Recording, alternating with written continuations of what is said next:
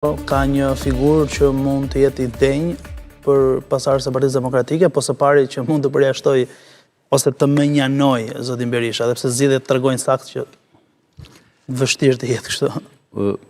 Unë kam qenë skeptik edhe për këto figura që dolën për të kandiduar me zotin Berisha, por po ta shikosh me kthjellësi problemin, duhet kuptosh që zoti Berisha edhe këto i përjashtoi nga gara. Çfarë do të thotë kjo? Madje propagandon se në shumë vende të botës, mbi 75% janë me i kandidat. Që për mua, në sistemet mirëfillta demokratike, jo aq më tepër me një antar një vot, jo me një kandidat, por duhet të jenë disa kandidat. Dhe kur e përcakton që nesër do të jetë një referendum. Referendumi do të ishte po të ishin 10 kandidat, të dilin 2 dhe më pas të përballeshin në antarësi. Pra, këtë do të quaja unë një skenë referendare. Por u diskutua këtu për statutin e Partisë Demokratike. Me të drejtë e parashtroi avokati. Por dua të them që Neni 46, i cili e përcaktoi vetë zoti Berisha, që ai kryetar që humb zgjedhjet, i jep dorëheqje automatikisht dhe nuk ka drejt të rikandidojë.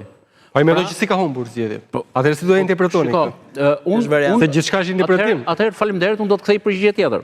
Ai mendon që si ka humbur zgjedhjet. Por në fakt ai zgjedhjet po i njeh hap pas hapi. Po marr shembull para një jave. Bashkoj votat në parlament për integrimin e Europian të Shqipërisë. Për rezolutën, që do të thotë po bashkëpunon. Një interes më të madh. Jo, të lutem, kjo s'është interes të vogla. Jo, unë interesin më të madh e kam të rrëzoj narkoregjimin, siç thotë Berisha. E keni ju këtë? Mund të konsiderohet që nga pjesëmarrja në parlament që i ka njohur zgjedhjet. Po patjetër, de facto është e mirëpranueshme, nuk do të. De facto dhe de jure. Po patjetër, normalisht duke marrë e dyta, aksionet. Para 2 ditësh apo djem duket, miratuan të rregulloren e parlamentit. Që do thotë edhe për çfarë e bën, u shitën shumë lirë për të futur 3 këshilltar, do me thënë që i barazuan 11 me 11 me ato të pushtetit, dhe e dyta spakun e çuan ke komisioni Xhafa. Po ku më shkon mendja mu këtu? Pra nuk do jap llogari në parlament, po do jap llogari para një komisioni. Po ta analizojmë kush është Fatmir Xhafa? Është një hetus i qeverisë të Enver Hoxhës.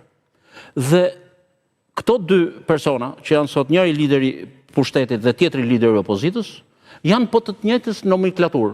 Atëherë, ky spaku do jap llogari ke këta, të cilët, për mendimin tim, janë të akuzuar